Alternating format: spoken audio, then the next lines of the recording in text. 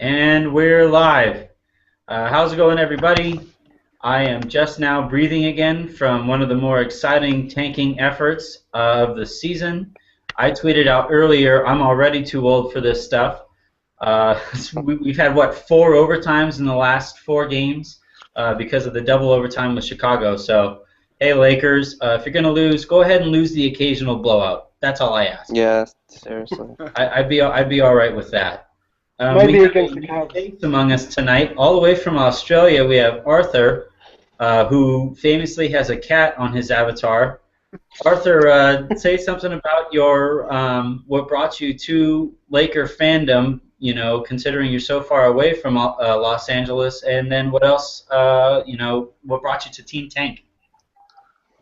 I've been playing basketball since I was 15, so that's 13 years ago.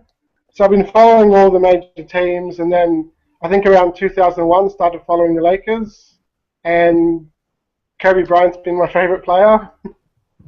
So yeah, I've got probably every one of his shoes that have come out since the Kobe 4s, and I just lined up today to get the Kobe 10s. Yeah, I saw you tweeted that picture out earlier. I'm a little bit jealous of those ones. Those are the ones I was thinking about getting anyway. Are those the aqua blue kind of look? Yeah. They're actually pretty comfy, and there's like lots of traction. So Sweet. I mean, I don't play basketball anymore because I'm old and fat. But at some point maybe I might get back into it. All right. So I guess we'll also joining us today we have Gary Kester, who wrote a riveting preview about the game from the standpoint of trying to win a game. We'll forgive you for that eventually, Gary. I'm not going to forgive him for that. Byron briefly read through the preview before the game and started the game out really well. So we also have Rahul, the rookie, still dallless. Yeah. But you took in all the NBA action tonight, which included a great Anthony Davis buzzer beater that had my Twitter timeline go like that. Yeah. How you doing, Rahul? Doing good. This is one of the more exciting nights of NBA we had in a long time. Yeah, I would have to agree. And then finally we have Ryan Kellepire, who bravely fought off anti-tankers during and after the game. Have you recovered, Ryan? Oh yeah. They give a nice little pushback, but it's easy to win the arguments. It helps when logic's on your side, I would say. True. So all right, so we'll go over the game. I was live tweeting the game and watched every single painstaking second of that effort or lack thereof for a while there. I would say Clarkson was the best player on the court for, I would say, 3/5 of the game or so. He was really, really good. As the game wore on, I would say he kind of wore off, but I was really impressed. Especially, I think he's a much better player when he's more aggressive. Would you guys agree with that?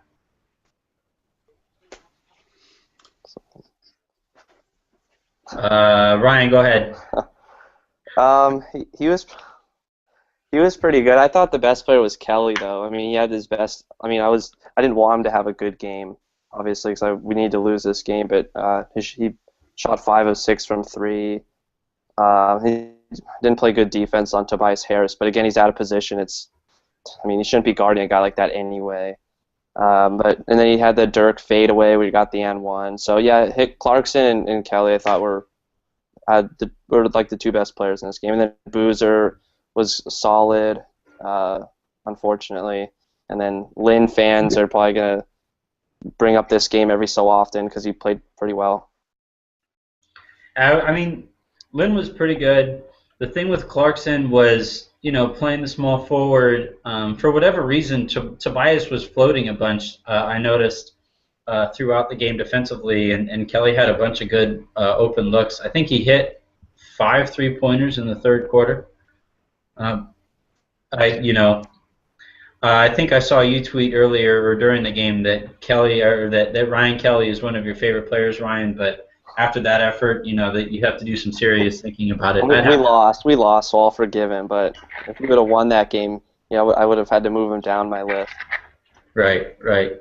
Arthur, were you able to catch much of the game today? Yeah, I got League Pass, so watched pretty much the whole game. I was so angry at Lynn.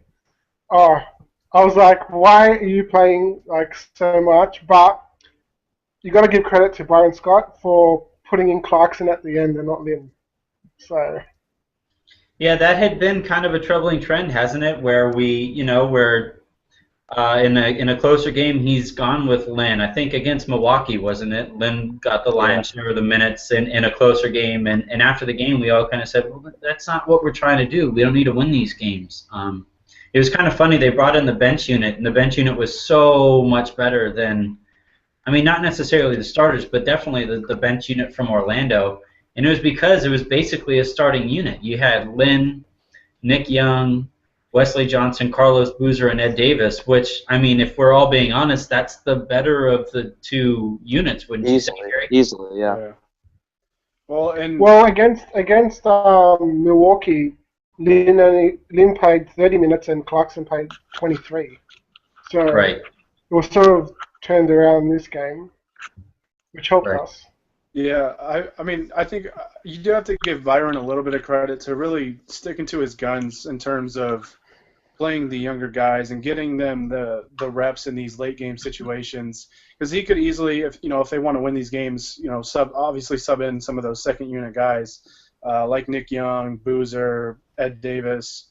Because obviously, I think we'd all, if you're trying to win, you want Ed Davis out there instead of Robert Sacre. But he's done a good job of keeping the young guys in there, and I think it's getting them valuable experience, especially for Clarkson, because there's times he looks a little rattled in these kind of situations. He missed a point blank layup today, but I think it's good. It gets them valuable experience in these situations, and it'll obviously be good for them moving forward. And then, when you look at our bench compared to our starters, like they should be, in theory, starting the game anyway. Right, but I mean, like Gary said, though, I mean, credit to Byron if it's his call, or credit to the front office if they told Byron, hey, you need to start playing the other guys more. If they are getting, if he's making that call where, yeah, obviously the other group's a better team, but guys like Clarkson, guys like Kelly, guys like Black, those guys might actually be on the roster next year. Boozer won't be with the Lakers next year. Lynn, please don't be with the Lakers next year. It doesn't make any sense to play those guys in a lost season anyway. Well, I was going to say, you have to actually give credit to Boozer after the game, because he got pulled with about 6 minutes left for Sacre and Kelly and those guys, and they're trying to develop the young guys, and he doesn't think it's like a big deal that he doesn't close out games. And I don't like him, obviously, but you have to respect him for that, since he understands what the team's doing. Yeah, I think that's been one constant with Boozer. I mean, with the obvious, period where he kind of screwed over Utah and kind of screwed over Cleveland, with the contract situation. But everywhere he's been a professional, and I mean, he's been around for a long time, right? I mean, he should know how it works by this point. Yeah. Rahul, what would you take away from the game today? I was blown away by Tobias Harris's play. Do you have anything to add on that? Yeah, Tobias Harris was great. Also, Vucevic was also really good, 25 points, 13 rebounds. And I was most happy about Byron Scott's decision to play the young guys today, like you guys mentioned. Like you said, Boozer was pretty efficient, 7 for 13, but he only played 18 minutes. Credit to Byron for playing for playing Black more than Ed Davis. All of the young guys got heavy minutes, and after last game we were discussing that we were kind of concerned that all of the better players played really heavy minutes, but I have a feeling that Mitch or somebody had a talk with Byron. They had a talk that this game is a must lose, So Bayern clearly knew what was at stake today, and it's a great thing that he played the young guys. Right. So Ryan, we've had a few conversations, I think, at this point about, what the Lakers' options are moving forward. Obviously, you guys all know, and the few listeners that we have should know by this point. I'm all in on the KJ McDaniels bandwagon, but what Ryan, with Tobias Harris, I think all of his career highs, whether it was the rebounding game and now tonight it was the scoring. He's had those games against the Lakers, and he's actually said previously that he'd like to be a Laker. What would you think about giving him some kind of crazy offer this offseason? I'd be in favor. I think that the Magic would, I want Brandon Knight too, but I feel like the Tobias Harris situation's the same, where they're gonna match anything we offer because he's 22. He's averaging 17 and 6. He's gotten better every year. His 3-point shooting's up this year. And then with the cap supposed to rise, I think what we would offer would be like a Gordon Hayward type deal, which would be 4 years, $64 million 64 or 68 million. Mm-hmm. And if we could get him for that, I'd sign him. But again, he's a restricted free agent. I think the Magic would match anything we offer. The interesting little, wrench that might be thrown into this equation is the firing of Jacques Vaughn. Not so much from the sense of Vaughn is a good coach and the players on that team will miss Vaughn, but if they hire Scott Skiles, who essentially ran Tobias out of Milwaukee, Gary, you can continue on this too, but I can't imagine Tobias would want to be there much longer. It's not really it's not his decision, but could he go the qualifying offer route? Yeah, he could. It just depends on, I guess, how you view it. If you want to take the qualifying offer and then try and cash in on a big payday the next offseason when the cap continues to rise, obviously, and you'd be unrestricted, so you'd really kind of have your own say in where you go. But yeah, it's hard, especially for young guys, like a guy like Tobias who's 22 years old. When he sees that much money that's on the table right here, right now, it's hard for guys like that to pass it up. So it's hard to imagine, at least for me personally, seeing him take his qualifying offer like Greg Monroe did last year and wait another year. But you never know. Anything's possible.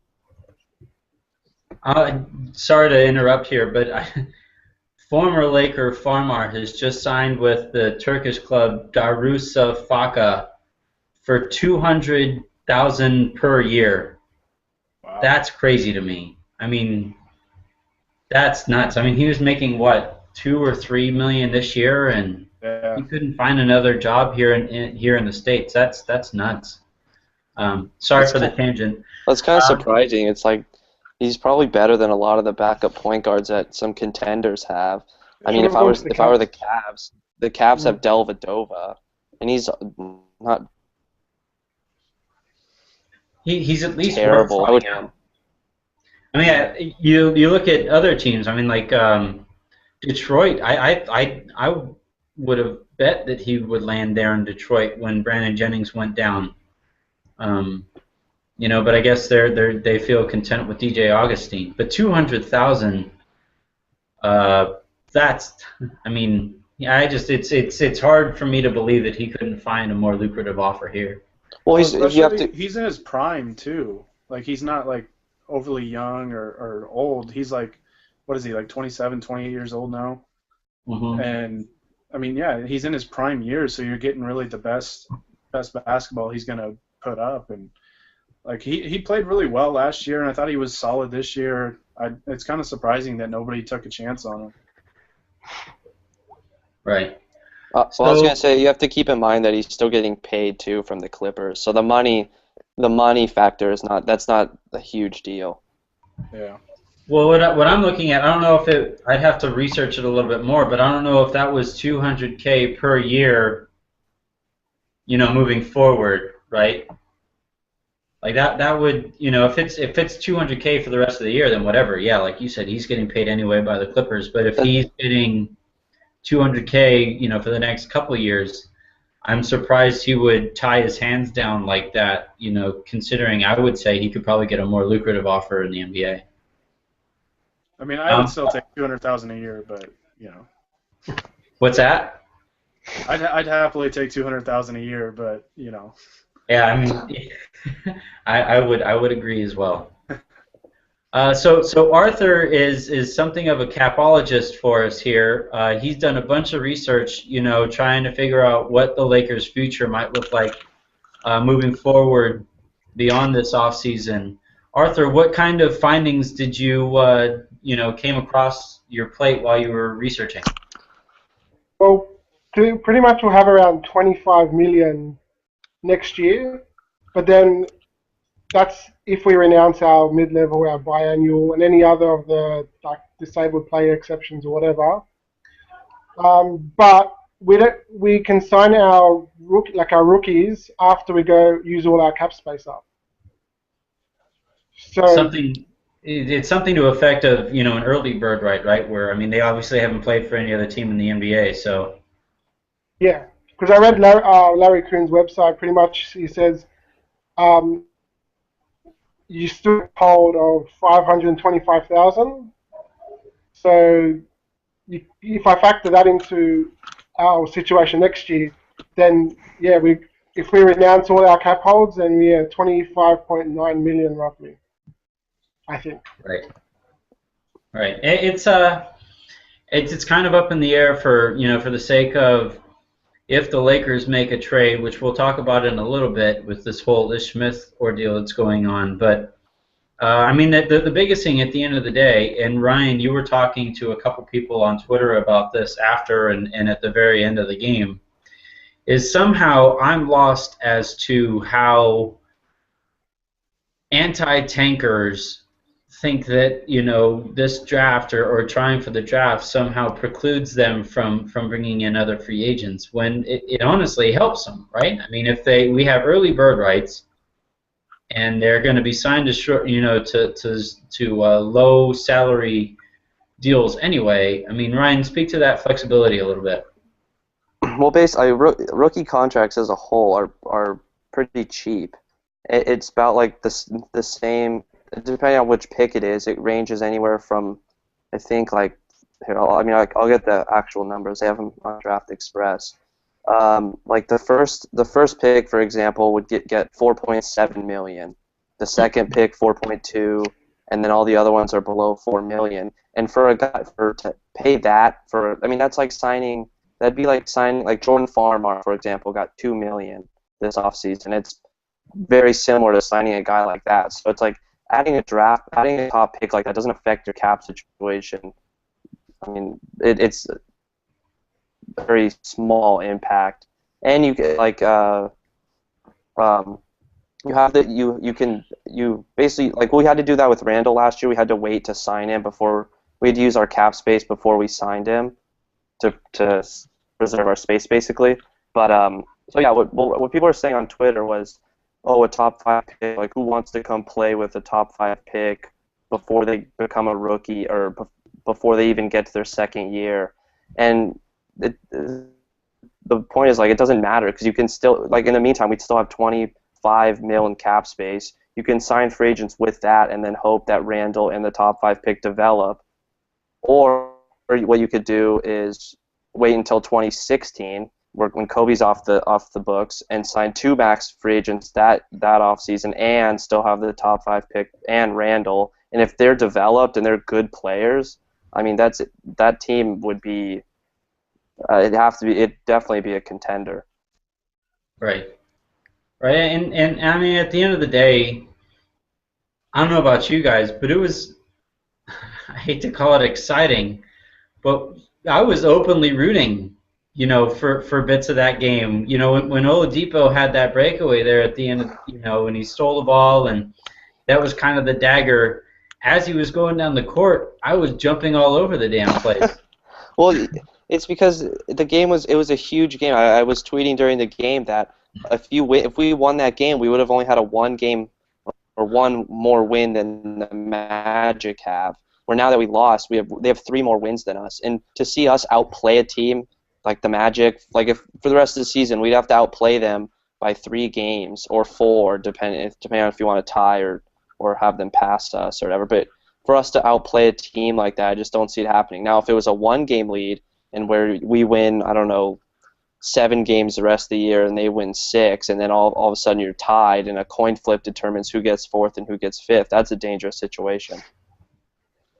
Yeah, and I want to just add to what you guys were talking about, really, with the rookies, like a top 5 pick and their impact on the cap space.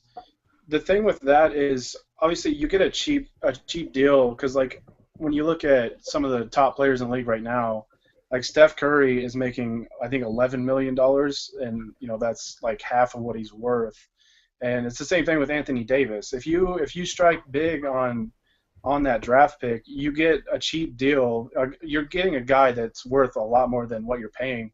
And unless they accept a qualifying offer, like we kind of mentioned earlier with Tobias Harris, you basically have their rights for, maybe 7, 8, 9 years. So, I mean, I don't really understand the logic in not wanting the top 5 pick, because if it strikes gold, like I said, you have his rights for a long time, and if it doesn't, then, you just let him go after a couple of years. Oh, I have one more thing to add. Even if the player is like a complete bust, maybe not complete bust, but even if the player is not that good, you can still trade the player as long as you do it within 2 or 3 years and still get something for him. I was telling someone on Twitter that Wesley Johnson, when the Wolves traded him to Phoenix, they got a first-round pick for him. Mm-hmm. So it's like, even if you're getting something.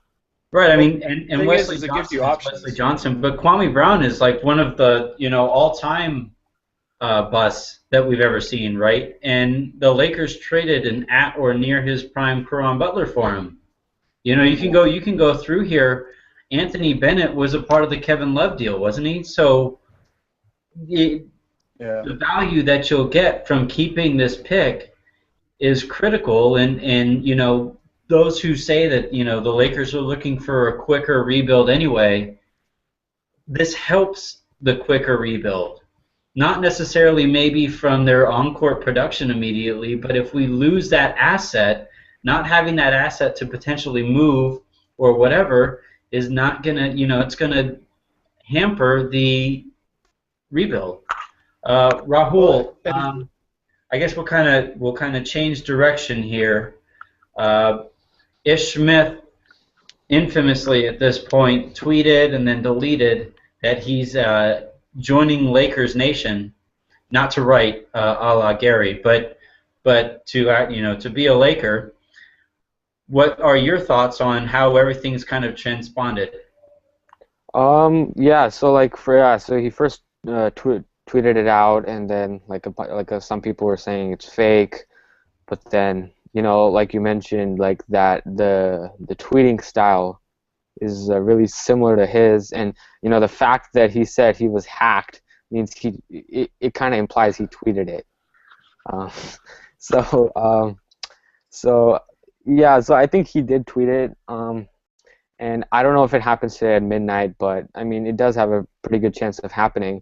So I saw a report on Twitter. I don't know how credible it is. It's like Nick Young for Ish Smith. That doesn't make sense money wise, or like why would a team want Nick Young and Dion Waiters on the same team, right? So it doesn't make sense in terms of a fit either. So I don't think that's going to happen. So the best case situation is I think Jordan Hill. If he's technically, why would anybody want Nick Young on their roster? But I guess we should go there. Well, I think the intriguing part in all of it, we're not intrigued by Ish Smith. We're intrigued at what would be coming with them. Yeah. That's why we're excited, because I mean I think he makes like 800,000, like the minimum. But it's all about who's going out and what would come with Ish Smith. It's not. We're excited that he's coming. Well, I had a couple of people ask us on both my personal account and the Team Tank account, is Ish Smith a good player? Is he better than Jeremy Lin and all that stuff? It doesn't take much to be better than Jeremy Lin, but he's not. It's about what he might be attached to. I guess the bigger thing is what would you guys say are the chances that we're talking about Jordan Hill possibly being attached in a deal, but a potential asset that's attached on the other end coming to the Lakers, whether it's Jeremy Lamb, Reggie Jackson, or I heard some other people mention a couple other their younger players. What are the chances? Terry Jones. What's that? Because I'm on the trade machine. You could add Perry Jones, Ish Smith, and Kendrick Perkins, and get Jordan Hill and Nick Young. Mm-hmm. Or I think Wayne Ellington is a better fit. He's more of a catch and spot up shooter. What would you guys? So of those three players that might potentially come back, with the disclaimer that Reggie Jackson would probably require another additional asset going back to OKC, who would you guys be happiest seeing come to the Lakers? I'd like to see Jeremy Lamb come to the Lakers along with Reggie Jackson. I think he's a young player.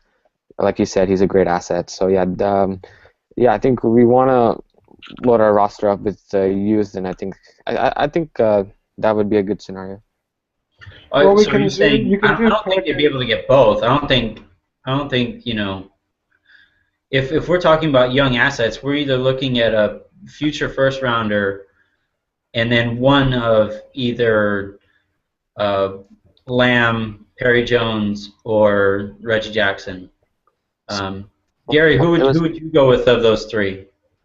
Well, to me, it's clear in a way Reggie Jackson. But like I said before, if you're going to trade for Reggie Jackson, I wouldn't give up draft picks just because he's going to be a free agent this summer, and if he is a free agent or restricted free agent as a member of the Thunder, then he's almost unrestricted because I just don't see them matching the type of money that he's going to get. The only kind of draft pick I guess I would give up is maybe like a second round pick in like 2017, 2018, something like that. But I mean, Mitch has shown that even with second round picks, he can get a solid player out of it. So, but to me, he's by far the most intriguing asset, coming back. But like I said, you have to be careful if you're going to make a trade for him. Well, yeah. Reggie Jackson only played 15 minutes today, and it was a minus 12. If that helps. Gary, you kind of hit on an interesting point there. Mitch, I guess historically, has said that he doesn't like to offer restricted free agents contracts because it ties up cap space for those 2-3 days that the other team gets to decide.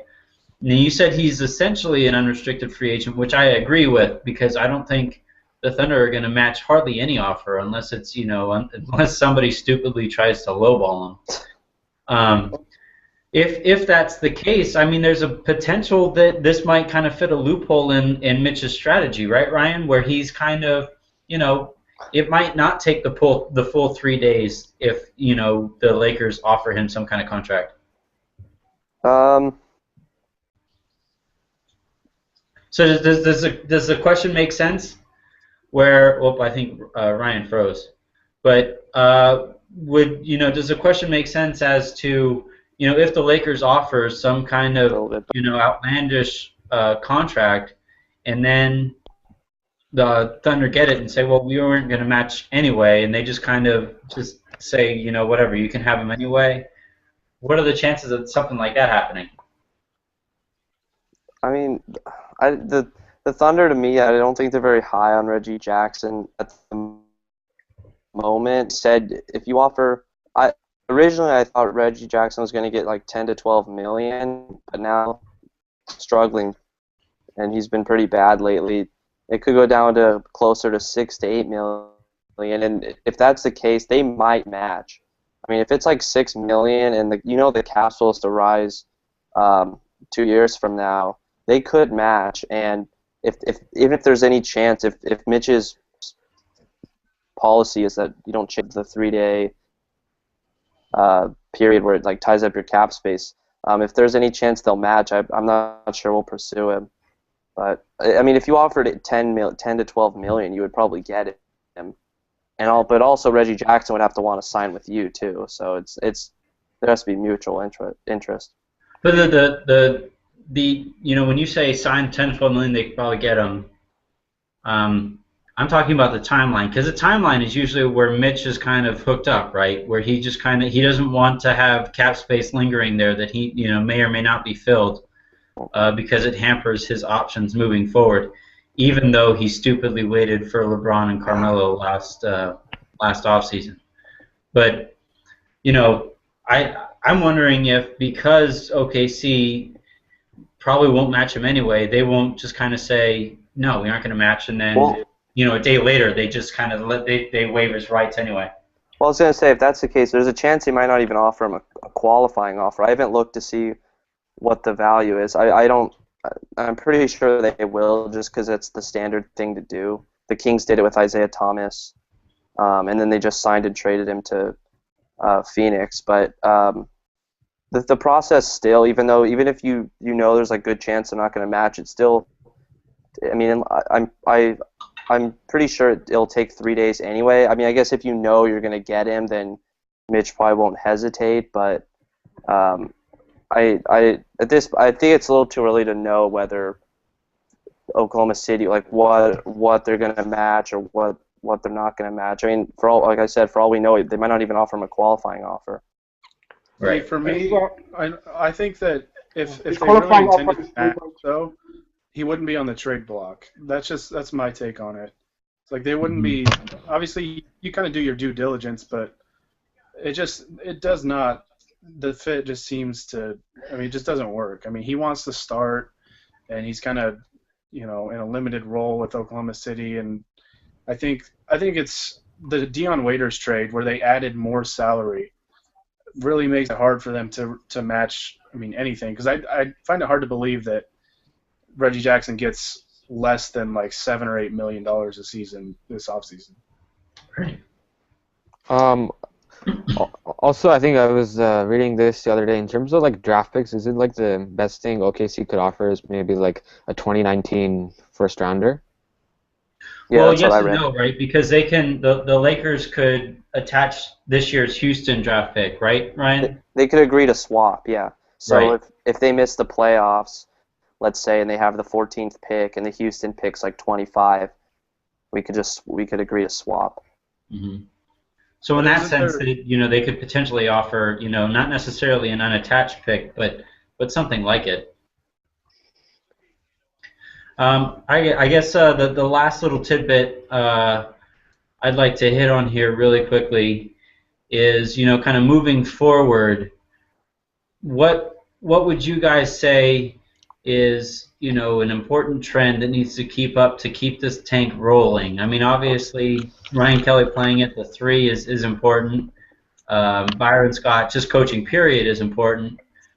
Is there anything that you guys have picked up on that, you like to see moving forward? Keep playing Wesley Johnson in crunch time. Yeah. I mean, playing Sacre more than Boozer and Davis helps too. Sacre I was plays gonna really good play. I just think the theme is playing the young guys. Just keep playing the young guys. They're going to struggle, but like I said, they gain valuable experience, and it's part of the learning process for them. What did you guys think? I mean, speaking, you alluded to Wesley Johnson. I guess we'd be remiss if we didn't bring up Kevin Ding's cheap shots. I didn't agree with it. I mean, I don't know if you guys saw the tweets, but I thought his next target might be the OC Register delivery boy making $10 a week. There are so many other reasons why this Laker team isn't good, and so many other players with higher expectations. Like when I took a bunch of heat, people said that why did I single out Jeremy Lin, and that somehow I'm racist for singling out Jeremy Lin.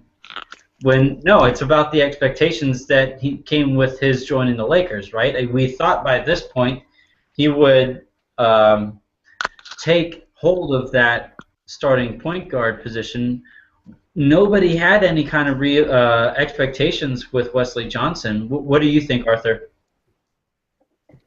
What was the question? I was just looking up the stats. Sorry. Well, just I don't know if you read the Kevin Ding article. Since he's joined Bleacher Report, he's kind of done the whole click here kind of thing. I think mainly it's because he left his old agent, which is Kobe's agent, and I think it was just that whole I'll get back at you, and that's what I thought it was. Well, Harrison wrote a really good rebuttal to Ding, right? I don't know if you guys saw that for Silver Screen and Roll. Yeah. He didn't get to the agent thing, and I asked him about it, and he said that he didn't want to get into speculating. But the agent thing is real. I mean, the agents run the league. I don't think people realize how that goes. Pelinka, whom Arthur alluded to, is Kobe Bryant's agent. And if the Lakers didn't want to piss off Kobe or his agent, my guess is they don't, allow a Kevin Ding hit article on another one of said agents, that would piss off either company. So, Rahul, what would you say? Do you think that has anything to do with this here? Yeah, definitely. I think it's really surprising he would write this article. And I don't want to necessarily say anything bad about him, but I mean, he took a lot of cheap shots at Johnson, and he said a lot of stuff that's simply not true. If you want, I can go over a couple of them. Well, I know he went after him for not playing hurt, and compared him to Kobe for that. But Kobe's on a whole nother level. Gary, did you take anything from the article? Well, I just didn't really understand it because, basically my thoughts allude back to what you were saying, Anthony. We knew what we were getting out of Wesley Johnson when we signed him last year, or before last season. We knew this guy was highly, he was drafted, number 4 overall, and, he just hasn't worked out. And we knew that coming in. Obviously, I thought with D'Antoni he might, make some strides finally, just because D'Antoni's, he does a good job of getting the most out of players, and I thought he could, show some signs, which he did at times. But like you said, we knew what we were getting out of Wesley Johnson when he signed on here, and he's just not a good NBA player. He's not anything to what he was supposed to be, when he was being hyped up as a top 5 pick. But like I said, it just kind of seems strange to me to take shots at a guy that we didn't have any expectations for. Right. We've hit on the expectations aspect of it. We saw Wesley Johnson play today, and it was awesome. Wesley. We saw, he'd make a great play to get a great rebound and then turn the ball over. I just think at the end of the day, the piece didn't serve any kind of purpose. There's no higher meaning. What do you think? Yeah, I'd agree with that. I just, like I said, I just didn't really get it, I guess. I was I was reading it the whole time, and I was just why Wesley Johnson? Right. It's like you guys just mentioned a minute ago. He's, there's so many reasons why this team isn't good and all that stuff. And obviously Wesley's one of them, because Wesley, he's the type of guy that, it's one step forward and 3 steps back. He'll make a nice play, and then he'll have 3 consecutive plays where you're just wondering why he's even out there. But yeah, I just didn't get it. I just didn't understand why, it was directed at Wesley Johnson, and I thought you could have wrote that piece on a number of different guys, but I guess he just went with Wesley. Right. All right, so at the end of the day, like you guys said, it's Wesley Johnson. He's not going to be a Laker past this year anyway, so why waste your breath? So I guess we'll get into, finally to wrap this up. I asked that the listeners leave us some questions. I now have to scroll through here. So the first or the most recent question we got. Would you want Tobias Harris next year for a reasonable price? I guess what would you consider a reasonable price? I know Ryan mentioned 12 years or 4 years, $64 million. That's on the steeper price for me. What do you guys think? Well, Go ahead. Oh no, I was gonna say that's not a price I'd want him at. I'm just saying that's probably the price that he'd require. The Jazz matched an offer for Gordon Hayward for even more of Tobias Harris than Gordon Hayward. It's just how restricted free agency works. And if you really want a guy, you're gonna have to overpay. Right. I agree. Yeah, for me, I mean, I love Tobias on the offensive end because of his versatility. He's a great athlete. He can really play the 3 or the 4. Good size. I think he's 6'9". Like I said, just extreme versatility. But he's really good on offense. But I don't like him on defense at all. I think he has so much work to do on that end. And the contract getting put up by Ryan Kelly isn't a red flag. Yeah, but like a Gordon Hayward contract, like Ryan mentioned, that's kind of what you're going to have to pay to get a guy like him, because the Magic will probably match any type of offer that comes his way, and I just don't think he's worth quite that much. He might be in a few years, and that could be the thinking behind it, because he's only 22 years old, so he could obviously grow into that contract. But for me, he just he's good on one end of the floor and pretty bad on the other. All right, I guess the next question we'll get to here, Swaggy Sheed asks, if a Laker fan murders Byron Scott this year, is it murder one or justified homicide? We'll go, Arthur, we'll let you start off with that question. What do you got? It's probably justified because it's so bad. I don't know. Rahul, would you say if you were serving on a jury there, and because of the crimes against humanity in basketball that Byron commits on a day in day out basis, would you say any type of murder would be justified? Listen, I mean, if we want to be good next year, he can't be our coach. So for that reason, I'd probably just be like, it's justified. I mean, I don't like him, but listen, I mean, I'm happy that he's. I mean, now at least he's playing the young guys. He's at least listening to the front office. He's doing what they're telling him to do. So I guess now he's not as much of a topic to talk about. So And just so we're clear here, I'm just responding to a tweet that we got.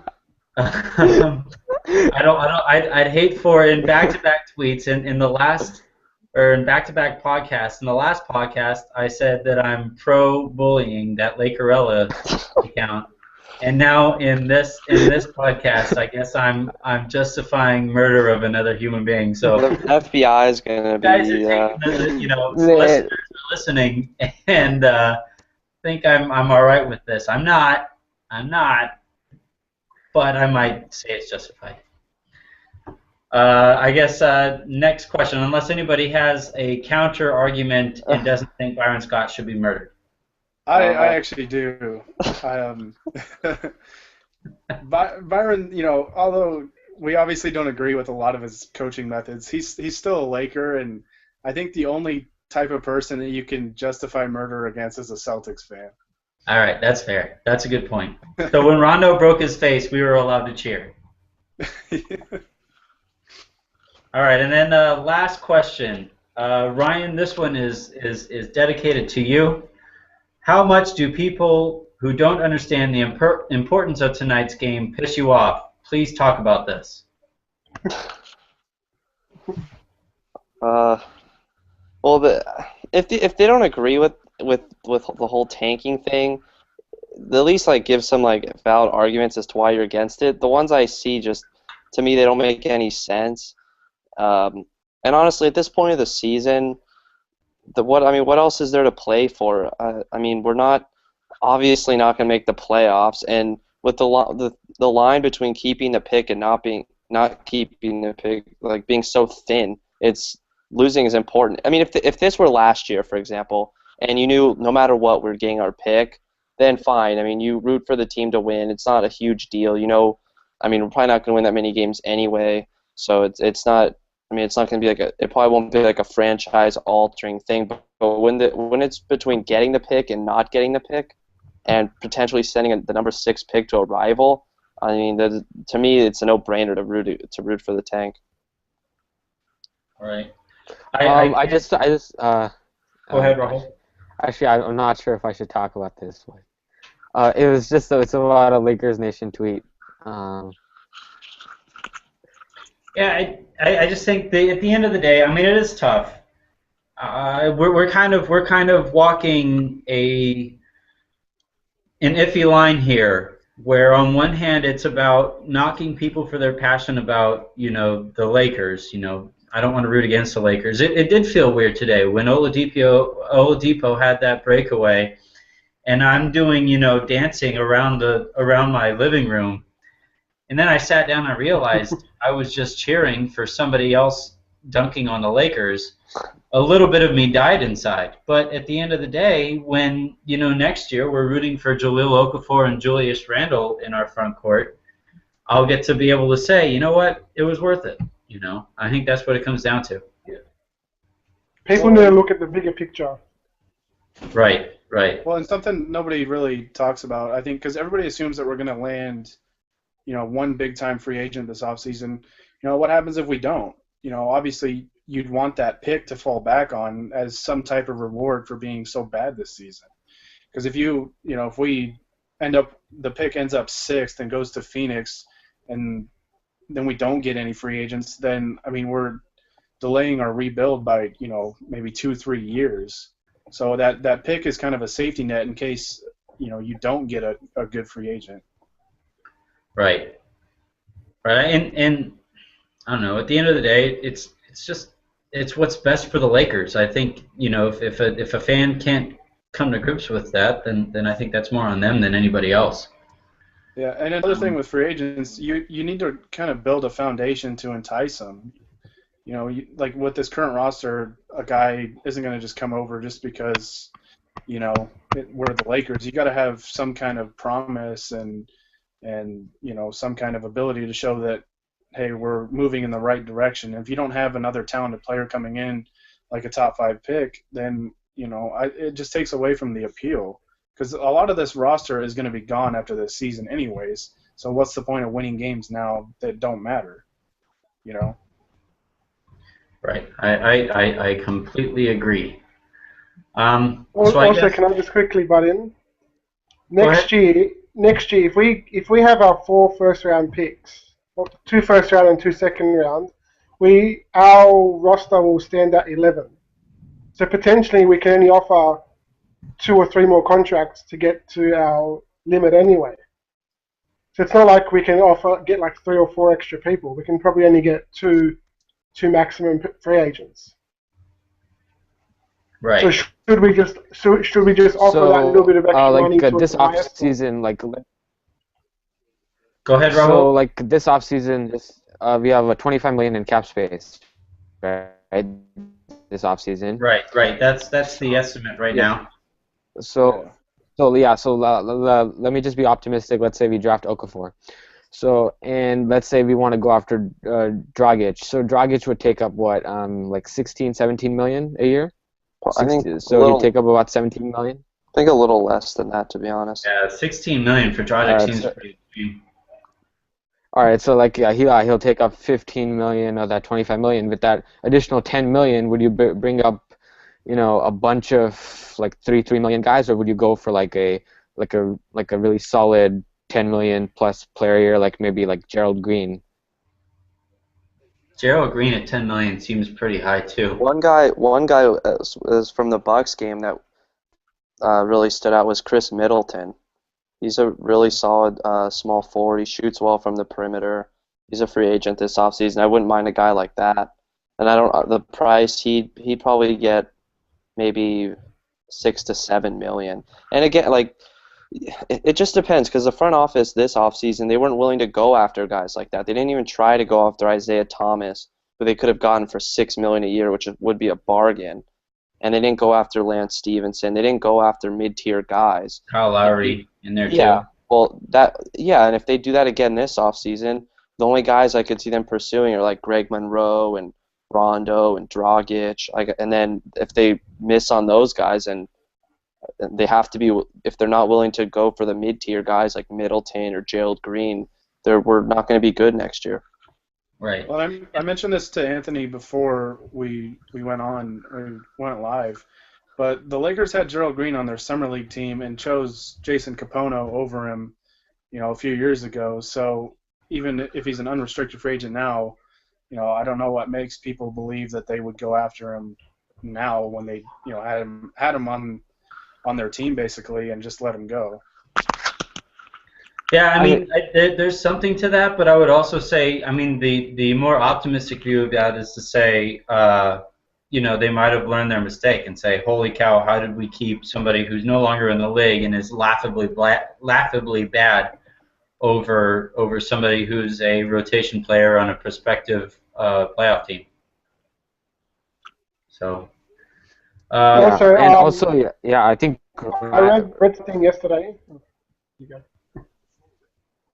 No. I was just gonna say, like Ryan's mentioned this, like it's really convenient that the draft is before free agency, because like all of this depends on who we draft. Like, are we gonna draft Okafor, or are we gonna draft Johnson or Moutier, right? So. I mean, no matter what, I would still say the Lakers should make a run at KJ McDaniels, but that's just me. Well, what about if we draft Okafor? Would you still offer Davis a contract? Because there was a piece he said that he'd get like a bit of a hometown discount. The nice thing about Davis is that he could still provide depth, right? I mean, just because they have Okafor, he's not going to play 48 minutes a game. And if Ed Davis would be one of the better backup centers in the league, I would think, right? It just depends how you value him, because if he's going to get $6 to $8 million, to pay that for a backup center or power forward, that's money you could be spending on either a small forward or towards another position. So if we got a center like Towns or Okafor, I wouldn't re-sign Davis. Right. It depends on how you value him, though, because with the cap raising Ed Davis at $6 to $8 million, I mean, he's still 25. I don't know when his birthday is, so I know he'll be 26. Turn 26. If you get him at $6 to $8 million and he continues to improve and basically play the way he's capable of and that he's shown us this year, when the cap increases, that looks like a really favorable contract. So. It just depends on, I guess, how the Laker front office views him, because he made it clear today that he'd like to be here, but it just depends on how Mitch and company feel about him. Yeah, and you never know. That might have been the reason they claimed Tarek Black. He'd be extremely cheap front court depth. Yeah. And I don't know if there's necessarily, Ed Davis, I would say, has been slightly better, but I don't know if it's been such a difference between keeping Tarek Black at a rookie deal versus bringing Ed Davis back at $6 to $8 million. It's like Moneyball. And then at the end of the day too, the Lakers need help everywhere, right? Like the other day, somebody asked me on Twitter, where do you think the Lakers need to improve where? And I just said insert position here, because there is no real position that I would say they're set at. Even if they have Julius Randle there at the power forward, his injury is a little concerning. So it's hard to say, if somehow the Pelicans, get sick of Anthony Davis, I wouldn't say no, we're good. We have Julius Randle. There is no position like that on the Lakers. Well, that's like the whole discussion of. Well, that's like the discussion. Like, if Kevin Love's willing to sign here, but you have Randall, like, do you still sign Love? Nah. I'm kind of out on Love Love. I've never been as big a fan of Love as anybody, but I don't know. What are your thoughts on Love, Ryan? I wouldn't sign him mainly because I really like Randall and Kelly even as a 4. And then you're going to have to give Love a max contract, which basically would prevent us from signing anyone else this offseason. And then watching him on the Cavs, I know that his offensive role is being severely limited with that team. And with the Lakers, he get a ton of more touches. But, he doesn't impact the game on defense. When he's not shooting well on offense, he's a good offensive rebounder, but like for example this year he's being pulled away from the basket, so he can't really like offensive rebound as much as he used to. And then like I said, defensively he's a liability. Right. So I wouldn't, if I'm confident in Randall, I wouldn't try to sign Love. His two strengths go against each other, don't they? I mean, Arthur, you can hit on this too, but Love is a great shooter, but he's also a great offensive rebounder, but you can't do both at the same time, right? Like if you had somebody who was a slasher and also a great offensive rebounder, well then great. When they're making cuts to the basket, they end up at the basket anyway. I think his game just kind of contradicts itself. Steve Novak's the only one that can do that I've seen, who shoots threes and then constantly gets his own rebound and then brings it back out and then drains the three. But Kevin Love can't do that. I mean, honestly, I think Randall will be better than Love, like 4 years down the line. It's tough to say. I mean, we've seen 6 games of him, and then his leg snapped on the layup. So I'm as high as anybody, but we might be overvaluing him. The thing is, even if he's not better, the cost that you have him at is so much cheaper than what Love offers. Even if he's 3/4 the player that Love is, it's still, to me, I'd rather have Randall at a third of the cost than Love at close to $20 million. I think he's less than a third, right? I mean, Randall. I think he makes like it just it'd be less than it's probably closer to a fourth. I was just guessing. But no. Randall makes $3.1 million. Yeah, 3.1, and Love would get 18 to 20, so that's crazy. It's 6 times the cost. Oh man, he's not 6 times the player for sure. So no. All right, so thanks Arthur for joining us tonight. That was crazy to have this old man talking to somebody halfway across the world. Gary, thanks for joining us. Rahul and Ryan, thanks again. Thank you. Big week next week. We have Mark Gonzalez from Fear LA coming on. That'll be Wednesday. The Lakers' next game is on Sunday. They take on the Cavaliers, so the tank should that'll be ugly. What's that? I said that'll be ugly. They're coming off a loss too. Yeah, so beat the hell out of them. Losses like today are the worst because I don't have, I am nowhere near in the physical shape to withstand that type of thing on a regular basis. So, all right, well, thanks everybody for joining in. I'll be back here again on Sunday. We'll find out who else joins me that day. And again, continue to send your questions. Follow us there. We all have our ats. Arthur, you're at AFA_brain. Is there a number after that? No. Yep, at AFA_brain. Is that like half a brain kind of, but with like an accent? Pretty much. There you go. And then at Gary Kester, at Rahul's Real. Is that now? Yeah. By the way, I just want to mention it's 12 a.m. in the East Coast. Oh, that's a good point. And No, Jordan Hill's still a Laker. This is bull. Okay, I hope Mitch is asleep. I don't know. Yeah, he's getting fourth meal at Taco Bell. We'll find out later. All right. And then at Ryan Kellepire, I'm at Anthony Irwin NBA, and then again at Team Tank 15. The 15 meaning that this year is hopefully the only year that we have to go through. All right. Thanks, everybody. Thanks. Thank you.